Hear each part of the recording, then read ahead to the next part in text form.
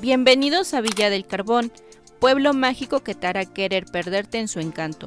Un pueblo de un poco más de 50,000 habitantes, el cual se localiza a solo 2 horas de la Ciudad de México.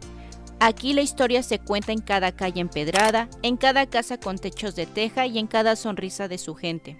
En 2015 Villa del Carbón fue reconocido como pueblo mágico y con justa razón. A 2.600 metros sobre el nivel del mar, el clima aquí es perfecto, templado y húmedo, con inviernos fríos que te abrazan con su neblina. Pero lo mejor está en su naturaleza. Imagina pasear entre bosques de pinos, encinos, oyameles y sauces llorones.